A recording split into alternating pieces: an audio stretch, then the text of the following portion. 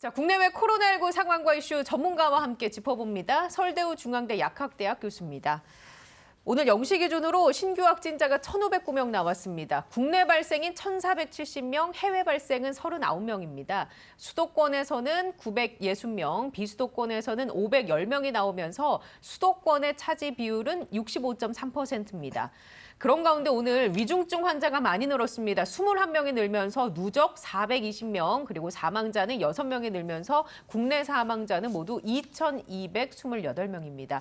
자, 교수님, 오늘 화요일이고요. 오늘 위중증 환자가 좀 많이 나왔는데 우리가 눈여겨봐야 할 점이 있을까요? 예, 이제 위중증 환자가 많이 나온 게 이제 눈여겨볼 사항이고요. 또 하나는 어제는 일요일 날 검사 건수가 어제 나온 거니까 확진자가 많이 안 나올 거라고 하는 게 예상이 됐습니다. 예. 그러면 오늘도 많이는 늘지 않습니다. 어제의 희석 효과가 있어서. 그렇지만 다소 늘 걸로는 생각했는데 거의 어제에 비해서 90명 정도 늘었습니다. 그러면은 이 4차 유행에서 제일 피크가 2주 전 수요일인데 2주 전 수요일에서 하루 전인 화요일과 한번 비교해 보겠습니다.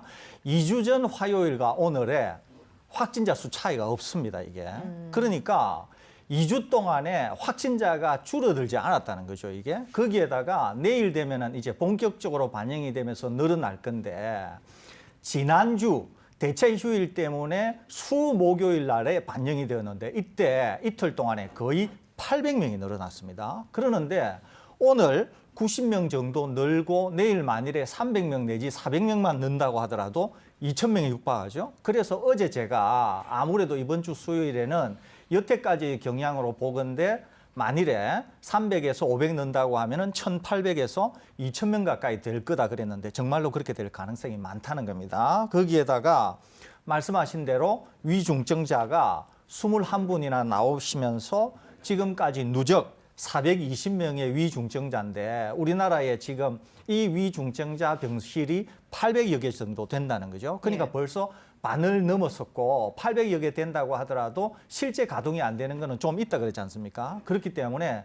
아마 이 위중증자 대상 병실도 아마 상당한 압박을 받을 것으로 생각이 되고 이미 다른 지자체는 어제도 말씀드린 것처럼 이런 분들을 모실 병상이 없어서 다른 지자체로 이동을 해야 된다고 말씀드렸지 않습니까? 그렇기 때문에 확진자가 계속 많아지고 이런 상황이 생기니까 사망자도 계속 나오면서 계속적으로 압박을 받고 있는 그런 상황에 있다. 그렇기 때문에 여전히 지표상으로는 상당히 나쁘다. 이렇게 정리할 수 있습니다. 얼마나 늘어날지가 관건이겠군요, 내일. 그렇습니다. 예, 알겠습니다. 그런 가운데 이제 그 정부 당국은 휴가의 영향 그리고 방학을 이은 개학의 영향으로 당분간은 이런 추세가 계속될 거라고 전망을 하던데 이해는 동의하십니까? 전적으로 동의합니다. 예, 급격하게 줄거나 급격하게 늘기보다는 그렇습니다. 예. 그러니까 지금 우리나라가 다른 나라보다는 사정이 좋다 이렇게 볼 수 있습니다. 다른 나라는 델타 변이다 뭐다 이러면서 상황이 굉장히 악화되고 있는데 우리는 악화되지는 않고 거의 옆으로 횡보하고 있다고 볼 수 있는 거죠. 그나마 우리가 지금과 같은 소위 틀어막기식을 하기 때문에 이나마 유지가 되는 것이지 그러지 않고 우리가 다소 완화했다고 하면은 지금 아마 거의 매일 확진자가 3,000명 가까이 나오지 않을까 이런 생각이 드는데 개학이 된다고 하더라도 제가 생각할 때는 나빠지거나 약간 좋거나 하더라도 박스권을 형성하면서 지금의 수준으로 횡보하지 않을까 이렇게 생각이 되고 더 중요한 것은 백신 접종이 일어나게 되면 이제 변곡점이 생기면서 좋은 방향으로 갈 가능성이 있다 이렇게 볼 수 있겠습니다. 백신 접종 현황은 어떻습니까? 백신 접종 현황은 어제 하루만 1차 또 2차 접종이 거의 110만 명이나 일어났습니다. 그래서 1차 접종은 2,630만 189명, 어제 하루만 38만 1,675명에게 되어서 전체 인구 대비 51.3%를 기록하고 있고요. 백신 2차 접종은 어제 71만 4천여 명에게 접종하면서 전체 1,228만여 명이 접종되어서 2차 접종도 전체 인구 대비 23.9%, 거의 24%에 육박한다. 이렇게 볼 수 있겠습니다. 예.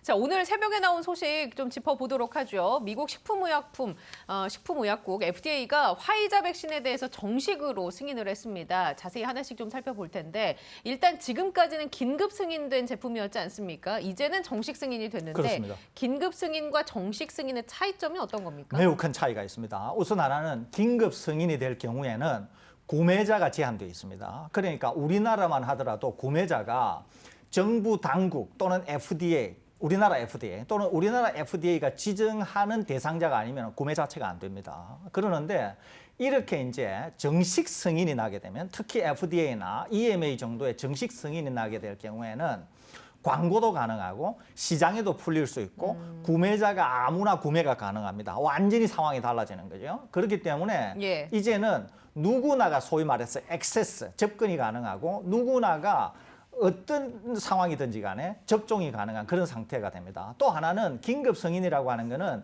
매우 제한된 상황에서 너무도 긴급해서 다소 문제가 있어도 승인을 내어주었을 때의 이익이 승인을 내주지 않았을 때의 이익을 압도한다. 이렇게 할 때 승인이 나오게 됩니다. 그렇기 때문에 임상 결과가 충분하지 않은 상황에서도 승인이 나오게 되는 거죠. 그런데 정식 승인이 될 때 특히 EMA나 FDA와 같이 세계적으로 권위가 있는 이런 기관은 정식 승인을 낼 때는 매우 까다로운 조건을 충족해야 됩니다. 그러니까 정식 승인이 났다고 하는 것은 안전성, 효과 이런 것이 확실히 확인되었다고 볼 수 있고 또 충분한 사람에게서 충분한 데이터가 확보되었다 이렇게 볼 수 있습니다. 거기에다가 제가 조금 전에 설명드린 것처럼 누구든지 접근이 가능하고 이제는 누구든지 시장에서 구매가 가능하다 이렇게 정리할 수 있겠습니다. 예.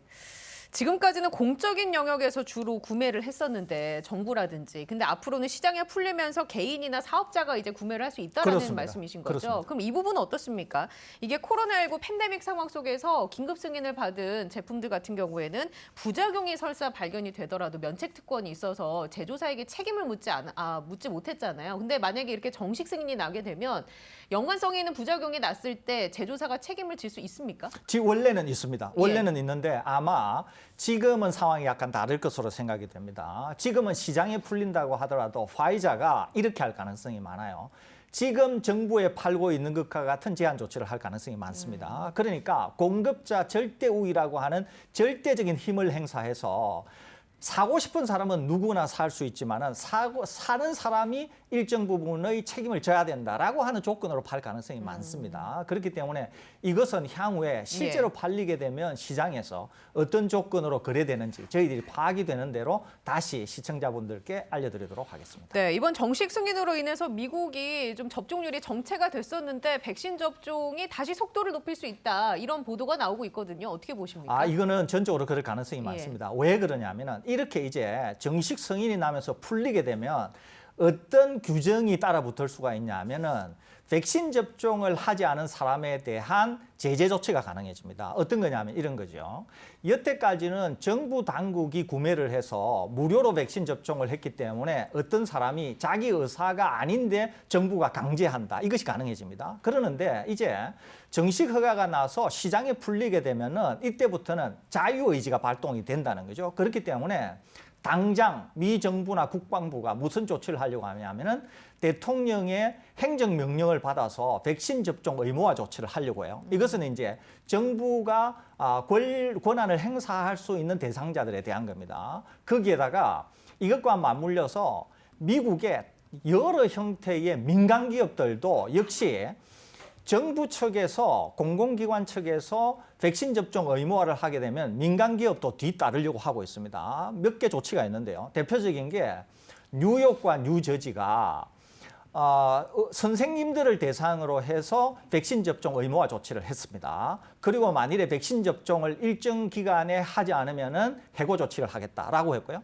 또 다른 하나는 벌써 항공업계나 그 이외에 백신 접종이 굉장히 중요한 사람들에 대해서 언제까지 백신 접종을 하지 않으면 해고 조치를 하겠다라고 하는 것들이 이제 나오고 있습니다. 이것은 긴급 승인을 지나서 정식 승인이 되면 이제는 자유롭게 접종을 할 수 있기 때문에 그것에 기반해서 각 기업들이나 이런 민간 또는 공공 부분에서 제재를 가할 수 있는 그런 이제 기반이 된다는 겁니다. 이것 때문에 이제 미국이 상당히 백신 접종에 나설 것 같고 백신 접종을 하지 않게 될 경우에는 아마 상당한 불이익을 받을 것으로 생각됩니다. 미국에서는 해고 조치가 굉장히 자유로운데 소위 말해서 영어로는 레이오프라 그럽니다. 레이오프가 굉장히 자유롭습니다. 그렇기 때문에 기업이 정해놓은 기준을 충족하지 않을 경우에는 레이오프가 가능한 것이거든요. 그렇기 때문에 이런 조치가 일어나면서 미국에서 먼저 영향을 받고 이런 영향들이 전 세계에 미치는 파급도 상당히 커지면서 예.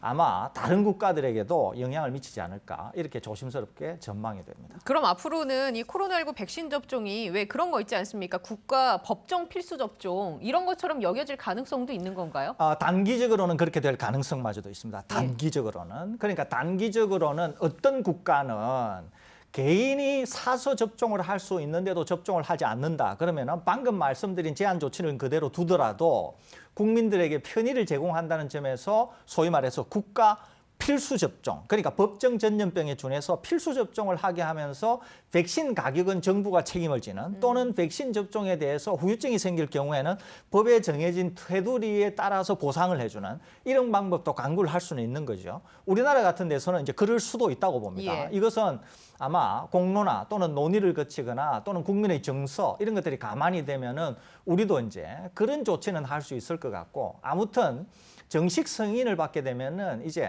훨씬 더 다양한 형태의 제한 조치 내지 강제 조치가 뒤따를 것이라고 하는 점에서 주목을 해볼 필요는 있다. 이렇게 볼 수 있겠습니다.